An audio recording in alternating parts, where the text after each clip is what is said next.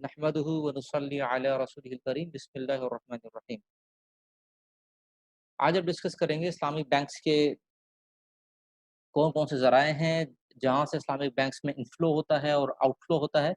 यानी specially Islamic banks अपने अपने डिपॉज़िट्स कहाँ से लेता है, अपनी फाइनेंसिंग कहाँ से लेता है और आगे कहाँ पर फाइनेंस कर सकता है या आगे अपनी प्लेसमेंट कहाँ पे कर सकता है।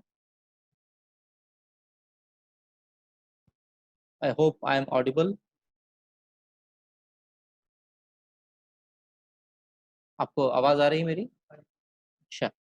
तो देखें, बहुत इंटरेस्टिंग स्लाइड है ये, बहुत बहुत इम्पोर्टेंट स्लाइड है, ज़रा गौर से इसको देखेंगे हम और मोस्ट प्रॉब्ली हम एक ही स्लाइड को आज हम डिस्कस करेंगे, इस्लामिक बैंक्स के इनफ्लोज़ एंड आउटफ्लोज़। देखिए, इस्लामिक बैंक के पास जो डिपॉज़िट्स आ सकते हैं, वो डिपॉज़िटर्स की तरफ से आ सकते हैं, आम पब्लिक की तरफ से आ सकते हैं। अ, इसको इस इन्वेस्टमेंट अकाउंट होल्डर्स भी कहते हैं और दूसरी सूरत डिपॉज़िटर्स की ये भी होती है। अच्छा, जो इन्वेस्टमेंट अकाउंट होल्डर्स होते हैं, आम तौर पे उनके साथ जो कॉन्ट्रैक्ट होता है, वो मुराबा वो मुदारबा का होता है। जो डिपॉज़िटर्स होते हैं वो रब्बुल माल होते हैं, यानी पैसा देने वाले होते हैं और बैंक एज़ अ मुदारिब उनके लिए सर्व करता है कि डिपॉज़िटर्स के माल को आगे आगे इन्वेस्ट करता है। तो एक सूरत तो ये हो सकती है, दूसरा ये भी हो सकती है डिपॉज़िटर्स की सूरत कि वो प्रिंसिपल हों और अपने पैसे बैंक्स को रखवाएँ और बैंक से ये एक्सपेक्ट करें कि बैंक्स इनके पैसों की अच्छी आगे इन्वेस्टमेंट कर देगा। तो उस सूरत में जो रिलेशन बनता है प्रिंसिपल और एजेंट का बनता है। प्रिंसिपल और एजेंट यानी जिसने पैसा रखवा दिए वो उसका प्रिंसिपल है और एजेंट जो शख्स उसके लिए काम करता है, इस सूरत के अंदर उसकी बैंक्स की उजरत होती है। इनको डिपॉज़िटर्स को प्रॉफ़िट मिले या नहीं मिले, उनका बिज़नेस ग्रो करे, नहीं करे, अच्छा आउटपुट आया, नहीं आया, उनको इससे गरज नहीं होती, बल्कि उनको एफर्ट्स के बक़दर बैंक्स अपना एक फ़िक्स अमाउंट उनसे ले लेता है। ये गोया कि सर्विस दे रहा है बैंक, तो इसको आम तौर पे वकाला बिल इस्तिस्मार कहते हैं। आम तौर पे ये चीज़ इस्लामिक म्यूचुअल फंड्स के अंदर होती है। तो हम देखते हैं कि डिपॉज़िटर्स जो आम तौर पे अगर फॉर एग्ज़ाम्पल पब्लिक है तो उनसे इस्लामिक बैंक एक्सेप्टेंस कर सकता है और उधर प्लेसमेंट भी कर सकता है, यानी उनसे पैसा ले भी सकता है और उनके साथ किसी कॉन्ट्रैक्ट के साथ उनको पैसा दे भी सकता है, ठीक है जी? ये लेते हुए तो आम तौर पे इनका इस्लामिक बैंक्स का जो कॉन्ट्रैक्ट होता है वो मु मुदारबा का होता है, डिपॉज़िटर रब्बुल माल होते हैं और बैंक्स जो है वो मुदारिब होता है कि अ, इनके पैसों को आगे इस्लामी बैंक जो है वो इस्तेमाल करेगा। दूसरी सूरत ये भी हो सकती है कि इस्लामी बैंक किसी को पैसा दे दे खुद रब्बुल माल बन जाए और आगे किसी को पैसा दे दे और वो मुदारिब बन जाए जो कि इस्लामी बैंक्स के लिए काम करे और प्रॉफ़िट जनरेट करके इस्लामी बैंक को दे। फिर इस्लामी बैंक वही प्रॉफ़िट जो है पीछे अपने डिपॉज़िटर्स के साथ शेयर कर लेता है। तो प्लेसमेंट भी जायज़ है और एक्सेप्टेंस भी जायज़ है। यहाँ ले भी सकता है इनको और उधर दे भी सकता है। सेंट्रल बैंक का इस्लामिक बैंक के साथ क्या रिलेशन बनता है? आम तौर पे ये समझा जाता है कि शायद सेंट्रल बैंक्स को चाहे कन्वेंशनल हो, चाहे इस्लामिक हो, इनको पैसे देते हैं। तो बाद को ये भी सुनने में आया कि एक साहब काफ़ी समझदार थे, प्रोफ़ेसर एक जगह पे, तो उनको इस बात पे एतराज़ था कि ये कैसे हो सकता है कि इस्लामिक बैंकिंग इस्लामिक हो, जबकि सेंट्रल बैंक इस्लामिक बैंक्स को पैसे देता है। तो उनसे अर्ज़ किया कि सेंट्रल बैंक किसी बैंक को पैसे नहीं देता, बल्कि ये उनको रेगुलेट करता है और उनके ऊपर नज़र रखता है। यूँ एक एतबार से समझने के लिए रिलेशन कुछ इस किस्म का बनता है, जैसे कोई शख़्स कोई किराए का मकान लेता है, तो मालिक मकान उनसे सिक्योरिटी डिपॉज़िट रखता है और इस बात को एंश्योर कराता है कि जो किराए पर साहब आए हुए हैं, ये रिलायबल आदमी हैं और ये कोई धोखा नहीं देंगे और किसी किस्म की गड़बड़ नहीं करेंगे और वक़्त के ऊपर पेमेंट कर देंगे और शिकायत इनकी तरफ से नहीं आएगी और खुदा न ख़ास्ता कोई नुकसान करते हैं, तो अपने पास इनका सिक्योरिटी डिपॉज़िट रखते हैं ताकि वो इंसान रिकवर हो जाए। और गाहे-गाहे इनको इंस्ट्रक्शंस देते रहते हैं कि भई किस तरह से आपको रहना है और पहले ही तफ़सीली रेगुलेशंस वो दे चुके होते हैं कि ये हमारे आपस में कॉन्ट्रैक्ट इस तरीके से आपने काम करना है। जस्ट एग्ज़ाम्पल है। तो इस्लामिक बैंक्स जो सेंट्रल बैंक का जो रोल है वो एक्चुअली जो है वो एक रेगुलेशंस का है कि वो उनको कंट्रोल करता है और उनको मजबूर करता है कि वो जो डिपॉज़िटर्स हैं उनका ख़्याल करे, ठीक है? उनकी उनकी अ, उनके बेनिफिट के लिए काम करे। उनको कोई नुकसान ना पहुँचाए। तो इस मद में सेंट्रल बैंक एक इम्पॉर्टेंट काम ये करता है, जितने भी बैंक्स हों, इस्लामिक हो या कन्वेंशनल हो, उनसे 2 तरह के श्योरिटी अपने पास लेता है। एक को सीआरआर कहते हैं, दूसरे को एसएलआर कहते हैं। सीआरआर कहते हैं cash reserve requirement, probably cash reserve requirement. तो सेंट्रल बैंक हर बैंक से एक अमाउंट अपने पास कैश अपने पास रख लेता है, डिपॉज़िट रख लेता है कि ये बैंक कभी भी अगर डिफ़ॉल्ट करता है, कोई भी इसके इश्यूज़ आते हैं, तो वो इसके पास एक सिक्योरिटी मौजूद हो और इसको कंट्रोल कर सके। तो कैश रिज़र्व रिक्वायरमेंट होती है। तकरीबन ये रिक्वायरमेंट तकरीबन सारी दुनिया के बैंक्स के अंदर ऐसा ही होता है। सेंट्रल बैंक जो भी होता है वो अपना डिपॉज़िट लेता है। तो ये तकरीबन 4 टू 5% होती है। अदलती-बदलती रहती है, लेकिन नॉर्मल एवरेज इसका 4% 5% होता है। तो पाकिस्तान में भी प्रॉब्ली यस 4-5% है। कन्वेंशनल बैंक्स के लिए भी ऐसा है और इस्लामिक बैंक्स के लिए भी ऐसा है। तो दोनों ही से लेता है। सेंट्रल बैंक दोनों ही से, कन्वेंशनल बैंक से भी लेता है, इस्लामिक से भी लेता है। तो इस्लामिक बैंक सेंट्रल बैंक से नहीं लेता कोई पैसे, कोई सूद के ऊपर कर्ज़ नहीं लेता खुदा ना ख़ास्ता, और ना सेंट्रल बैंक को सूद पर कर्ज़ देता है, बल्कि एक महज़ सिक्योरिटी डिपॉज़िट है जो इस्लामिक बैंक सेंट्रल बैंक के पास रखवाता है कैश की शक्ल में। अच्छा, दूसरी चीज़ एसएलआर है, ये स्टैट्यूटरी लिक्विडिटी रिज़र्व होता है। सेंट्रल बैंक इस बात पर भी बैंक्स को पाबंद करता है कि वो कुछ अमाउंट अपना ऐसा रखें जो कि लिक्विड की फॉर्म में हो, बहुत जल्दी लिक्विड फॉर्म में कन्वर्ट होने के, कैश होने के काबिल हो, जैसे कि गोल्ड होते हैं, जैसे कि अगर कन्वेंशनल बैंक से तो बॉन्ड्स होते हैं, ट्रेजरी बिल्स होते हैं, और इस्लामिक है तो सुकूक होते हैं। तो इस किस्म के कोई ऐसे ऐसे ऐसे रिज़र्व हों जो कि लिक्विड हों, तो इस किस्म के रिज़र्व भी सेंट्रल बैंक अपने पास रखता है। ये तकरीबन एसएलआर ये भी कुछ चेंज होता रहता है, लेकिन तकरीबन ये मोस्ट प्रोबब्ली 19% जो है इस वक़्त पाकिस्तान में कन्वेंशनल बैंक के लिए है, और इस्लामिक बैंक्स के लिए ये पहले कन्वेंशनल की तरह 19 ही था, लेकिन बाद में इसमें कंसेशन किया गया और मोस्ट प्रोबब्ली 14% के ऊपर है। इसकी वजह क्या है कि उनको 19 उनको 14 दिया है, इसकी इसकी एक अहम वजह ये है कि कन्वेंशनल बैंक्स जो हैं वो बॉन्ड्स ले सकते हैं, जो कि सूद के ऊपर होते हैं, ठीक है? सूद के वसीक़े होते हैं, बॉन्ड्स ले सकते हैं, जबकि इस्लामिक बैंक्स के लिए सुकूक इसका अल्टरनेट है। अलबत्ता मार्केट के अंदर जो बॉन्ड्स हैं और सुकूक है, उनका रेशो तकरीबन कन्वेंशनल बैंक का जो बॉन्ड्स हैं वो तकरीबन अराउंड 80 84 86 85% होते हैं, जबकि सुकूक इस वक़्त मार्केट में अवेलेबल हार्डली जो है ना वो 15% भी नहीं है।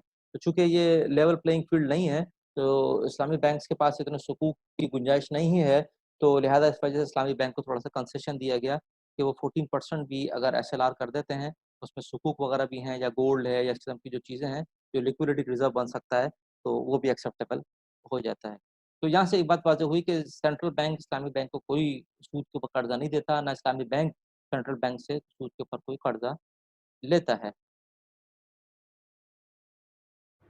तो प्लेसमेंट भी होती है और एक्सेप्टेंस भी होती है, लेकिन उनका कॉन्ट्रैक्चुअल रिलेशन डिफरेंट होता है। वो एक अमानत होती है जो यहाँ पे रखी जाती है। इसके अलावा कुछ और चीज़ भी होती हैं, जो कि आगे चल के शायद हम देखें कि इस्लामिक बैंक्स अपने डिपॉज़िट्स भी सेंट्रल बैंक में रखवाता है, और सेंट्रल बैंक भी इस्लामिक बैंक से कुछ ले सकता है, लेकिन एक ख़ास रिलेशन के साथ, ये भी मुराबाहा का रिलेशन इनके साथ बनता है, सूद का रिलेशन हरगिज़ नहीं बनता। और सेंट्रल बैंक का इस्लामिक बैंक्स के साथ जो डिपॉज़िट्स हैं, उसकी डील बिल्कुल अलग होती है, और जो कन्वेंशनल बैंक्स होते हैं, उनकी डिपॉज़िट के साथ इनकी डील बिल्कुल मुख्तलिफ होती है। इसी तरह कस्टमर्स के साथ भी इस्लामिक बैंक्स डील कर लेते हैं कि उनके साथ प्लेसमेंट भी कर सकते हैं और एक्सेप्टेंस भी कर सकते हैं।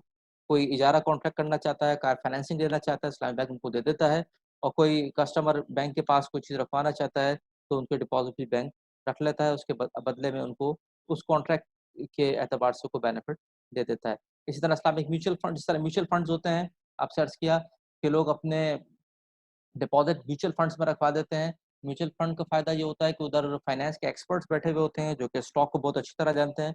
तो वो देखते हैं किस स्टॉक के अंदर डील करना है, तो वो जो एक अमाउंट था, फॉर एग्ज़ाम्पल एक शख्स ने जो है वो 1 मिलियन रुपए रखवाए, तो 1 मिलियन रुपए रखवाता है, अगर इस्लामिक बैंक्स के अंदर रखवाता है, तो करंट अकाउंट है तो उसको बहुत मामूली किस्म का रिटर्न आएगा, अगरचे वो आएगा तो मुदारबा ही कीमत में हलाल होगा लेकिन कम आएगा, अगर लॉन्ग टर्म है तो प्रॉफिट ज़्यादा आ जाएगा। और इसके मुकाबले में अगर वो म्यूचुअल फंड की तरफ जाता है, तो म्यूचुअल फंड के अंदर ये होता है कि कुछ थोड़ा-सा इसको जब स्टॉक्स के अंदर डील करते हैं, तो इसके अंदर एक्सपर्ट्स होते हैं, तो वो अपने एक्चुअली म्यूचुअल फंड के अंदर ये वकाला बिल इस्तिस्मार करते हैं। वो एक्सपर्ट्स अपनी फ़ी चार्ज करते हैं और इनके पैसों को, इनके इन्वेस्टमेंट्स को ऐसे स्टॉक्स के अंदर डालते हैं जाके, जहाँ से इनको प्रॉफ़िट जनरेट करे। तीनों ऑप्शंस होते हैं, कुछ लो रिस्क होता है, कोई हाई रिस्क होता है, कोई मीडियम रिस्क होता है। तो जितना रिस्क ज़्यादा होता है तो उतना रिटर्न भी ज़्यादा होता है। रिस्क का मतलब ये होता है कि मुमकिन है कि रिटर्न ज़्यादा हो जाए और ये भी हो सकता है कि लॉसेस भी आ जाएँ। तो high risk, high return, return का मतलब लॉस में भी हो सकता है, रिटर्न का मतलब प्रॉफ़िट में भी हो सकता है। रिटर्न का मतलब महज़ प्रॉफ़िट ही नहीं है। तो जिस कदर रिस्की स्टॉक्स के अंदर पैसे जाते हैं, तो उसी कदर रिटर्न आने के इम्कानात होते हैं, हाई प्रॉफ़िट या लॉस। इसी तरह मीडियम के अंदर मीडियम रिटर्न आता है, हा मीडियम प्रॉफ़िट, मीडियम लॉस। और जो है लेस रिस्की जो होते हैं उसके अंदर लो रिटर्न, लो प्रॉफ़िट आ रहा होता है। तो जिस तरह के वो चाहते हैं डिपॉज़िटर्स म्यूचुअल फंड के अंदर इस्लामिक बैंक्स के पास पैसा रखवाना, तो उनको बता देते हैं, वो उसी एतबार से डिफरेंट पोर्टफ़ोलियोज़ के अंदर इनको अ, यानी इन्वेस्ट करते हैं और इनके रिस्क को जो है बहरहाल डाइवर्सिफ़ाई करते हैं। इसी तरह तकाफुल कंपनीज़ के अंदर भी ये डिपॉज़िट्स चले जाते हैं, प्लेसमेंट्स भी हो सकती हैं और एक्सेप्टेंस भी होती है। और इसी तरह इस्लामिक बैंक, कभी-कभार इस्लामिक बैंक्स को फॉर एग्ज़ाम्पल एक बहुत बड़ा प्रोजेक्ट आ रहा है, फॉर एग्ज़ाम्पल एक अगर बड़ा प्रोजेक्ट आ जाता है, मोटरवे है या फॉर एग्ज़ाम्पल एक एक और एयरपोर्ट बनाना है, तो उसके लिए एक बड़ी ह्यूज अमाउंट चाहिए जो कि मुमकिन है एक एक बैंक उसको कवर ना कर सके, तो फिर बैंक दूसरे बैंक से वो पैसे ले लेता है। और जब ये भी होता है कि इनका आपस में मिलकर ये इन्वेस्टमेंट कर लेते हैं, दोनों बैंक्स आपस में मिलकर, ठीक है? आपस में मुशारका कर लेते हैं, दोनों मुशारका करने के बाद अपनी इन्वेस्टमेंट्स लेकर आते हैं। इस इन्वेस्टमेंट को आगे किसी भी इस्लामिक कॉन्ट्रैक्ट के साथ जो है वो आगे इन्वेस्ट कर देते हैं, ठीक है जी? और बाद वक़्त जो है वो कंसोर्शियम भी होता है, 2, 3, 4 बैंक्स मिलकर भी ऐसा कर लेते हैं, अगर हाई लेवल के ऊपर बहुत ही हेवी सुकूक अगर इश्यू करने हों। तो अलबत्ता जो इस्लामिक बैंक से पैसा लेते हैं, तो वो भी इस्लामिक कॉन्ट्रैक्ट्स की मद में लेते हैं। आम तौर पे ये मुराबाहा की मद में होता है।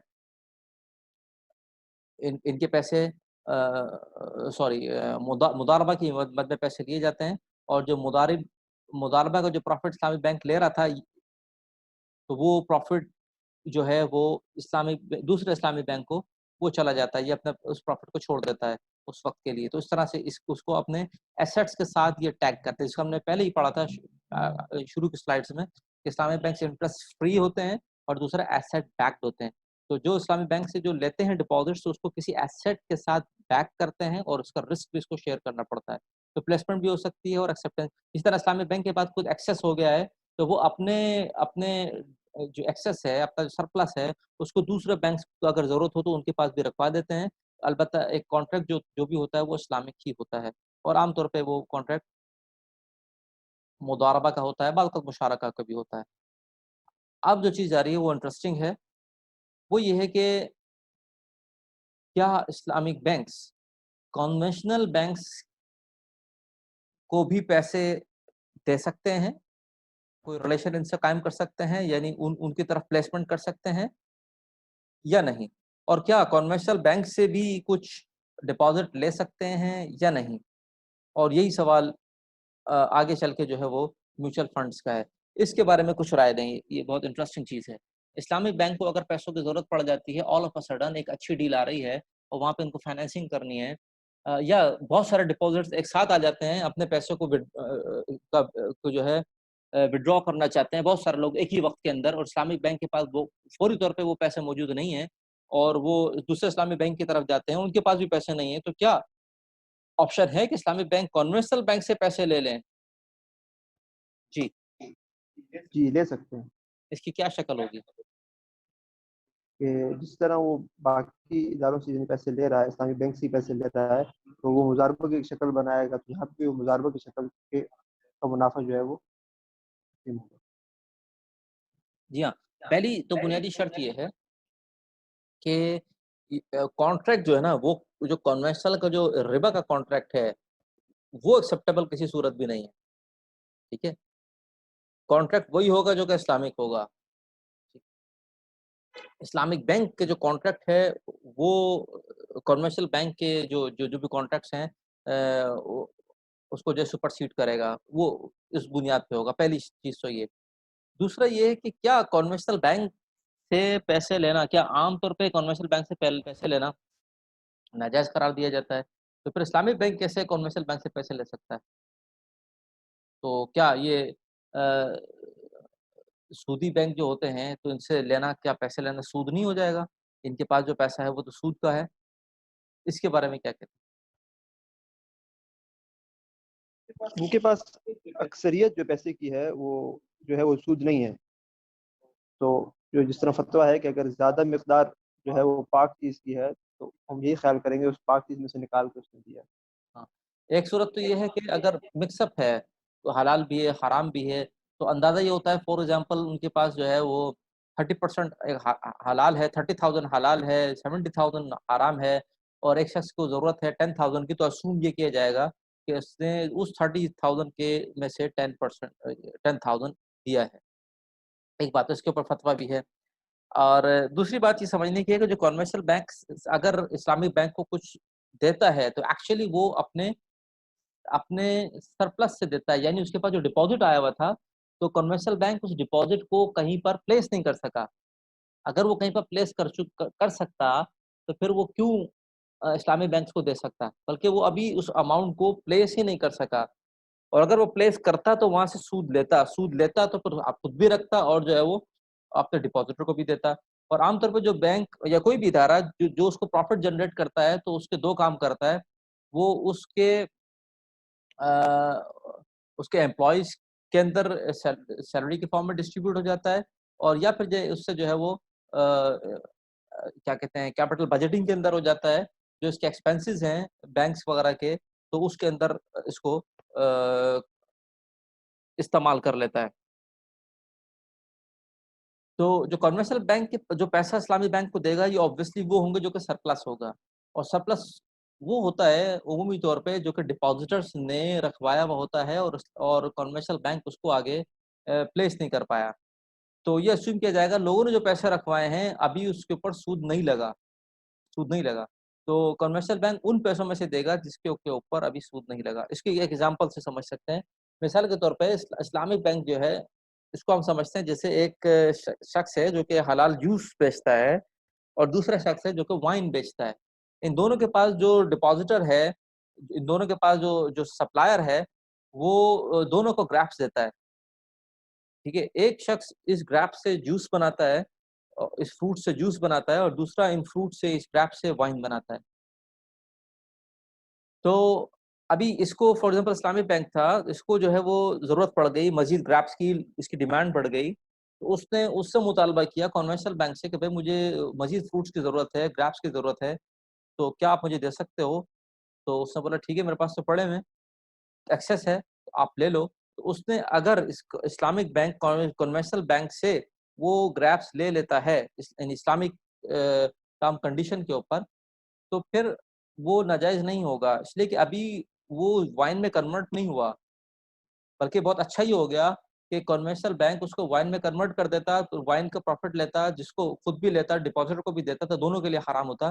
जबकि इस्लामी बैंक ने उससे पहले ही वो डिपॉज़िट अपने पास ले लिया और उस डिपॉज़िट को जूस बनाकर गोया कि उसने सेल आउट किया या उसने जो भी फाइनेंसिंग की, वहाँ से जो प्रॉफ़िट जनरेट किया, खुद भी रखा और कन्वेंशनल बैंक की तरफ भी गया। जो इस्लामी बैंक आम तौर पे इनसे मुदारबा का कॉन्ट्रैक्ट करते हैं कन्वेंशनल बैंक के साथ, ये और भी मुख्तलिफ कॉन्ट्रैक्ट्स हो सकते हैं। वो अपने सुकूक के ऊपर इनकी जो है जो अ, इनकी तरफ से जो फाइनेंसिंग है उसको टैग कर सकते हैं। अलबत्ता किसी भी रियल एसेट्स के साथ ये डील करेंगे, ठीक है जी? इसी तरह यही मामला तो यहाँ पे 2 ये बात क्लियर हो गई कि इस्लामिक बैंक्स एक्सेप्टेंस इनसे कर सकते हैं। लेकिन सवाल ये है कि क्या इस्लामिक बैंक्स कभी कन्वेंशनल बैंक को ज़रूरत पड़ गई और वो ये कहे कि भई आपने हमसे पैसे लिए थे, अब हमें ज़रूरत है कि आप हमारे पास भी पैसा रखवा दें। तो क्या इस्लामिक बैंक्स कन्वेंशनल बैंक्स के पास प्लेसमेंट करवा सकते हैं? ان کو ڈپازٹ کروا سکتے ہیں؟ کیا خیال ہے؟ نہیں رکھ دے سکتے اس کی کمرشل بینک کیا سے. وجہ ہوگی؟ اس کی وجہ یہی ہوگی کہ وہ اسلامک بینک سے پیسہ لے کر پھر جب کسٹمر کو آگے دیں گے اور پھر اس سے وہ انٹرسٹ لے کر سود لے کر آدھا خود رکھیں گے اور وہ سود جو ہے وہ اسلامک بینک کو دیں گے. obviously جب نیشنل بینک کی طرف جب اسلامک بینک سے اپنا ڈپازٹ رکھوائیں گے، چاہے وہ قرض کی بد میں رکھوا دیں کہ ہم آپ سے کوئی پروفٹ نہیں لیتے، ہمارے ڈپازٹ آپ لے لیں، اس طرح کے کرنٹ اکاؤنٹ ہوتا ہے، تو وہ چاہے اسلامک بینکوں کو پروفٹ نہ دیں لیکن وہ ان پیسوں کو سود میں استعمال کریں گے جو کہ ناجائز ہوگا. اور دوسری صورت یہ کہ اگر اسلامک بینک ڈپازٹ ان کے پاس رکھواتے ہیں تو پھر کنونشنل بینک کا تو آپ سے جس پہلے بھی میں نے اسٹرکچر دکھایا، ان کا تو مین سورس آف ارننگ ہی انٹرسٹ ہے، وہ آگے اس کو انٹرسٹ پہ دے دیں گے اور پھر وہاں سے پروفٹ جنریٹ کر کے ان کو دیں گے. تو لہٰذا اسلامک بینکس ضرورت کے درجے میں اگر ان کو دوسری طرف سے فنڈ نہیں مل سکتے تو اس کنونشنل بینک سے ایکسیپٹنس کر سکتے ہیں. اور البتہ اسی طرح اگر کوئی کنسورشیم ہوتا ہے مل کر ہیوی یعنی انویسٹمنٹ ہے تو پھر اس کے اندر اسلامک بینکس کے ساتھ کنونشنل بینکس مل کر بھی انویسٹمنٹ کر سکتے ہیں کسی بھی حلال پروجیکٹ میں اور دوسری یعنی شریعہ کمپائن پروجیکٹ میں. اور دوسرا یہ کہ شریعہ کمپائن کانٹریکٹس کے ساتھ یہ کر سکتے ہیں، یہ اس میں کوئی حرج نہیں ہے. البتہ اسلامک بینکس کنونشنل بینکس کے پاس پلیسمنٹ نہیں کر سکتے. یہی بات کنونشنل میوچل فنڈ کی بات ہے. عام طور پہ عرض کیا تھا کہ میوچل فنڈ جو ہے وہ اسٹاکس میں ڈیل کرتے ہیں، تو اسلامک میوچل فنڈ جو ہے وہ جو اسلامک شریعہ کمپلائن جو فنڈز ہیں اسٹاکس ہیں اس کے اندر ڈیل کرتے ہیں. جیسا کہ ابھی ہمارے پاکستان کے اندر فار ایگزامپل KMI 30 ہے، میزان نے جو اس کو لانچ کیا ہے KMI پرابلی 100 ہے، تو وہ ان کی باقاعدہ اسکروٹنی ہوتی ہے کہ وہ حلال بزنس ہوتے ہیں اور باقاعدہ اس کا طریقہ کار ہوتا ہے. اسی طرح دوسرے ممالک میں بھی ہے، ملیشیا کے اندر بھی ہے، دوسرے ممالک میں بھی ہوتا ہے.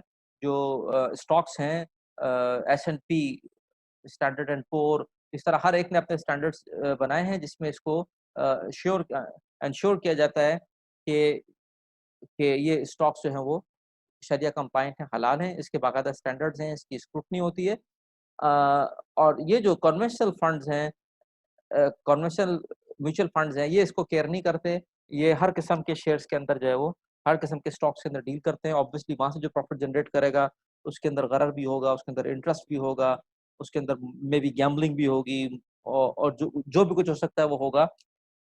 شارٹ سیل بھی ہو سکتی ہے، فیوچر سیل بھی ہو سکتی ہے، اور کوئی ڈیریویٹیوز بھی ایسے ہو سکتے ہیں جو کہ ناجائز ہوں. تو وہ ساری چیزیں ایسی ہو سکتی ہیں جس کی ارننگ جو ہے وہ ناجائز ہو سکتی ہے. تو لہذا Islamic banks conventional mutual fund کے ساتھ جو ہے یہاں پر ان کے پاس پلیسمنٹ ادھر بھی نہیں کر سکتے.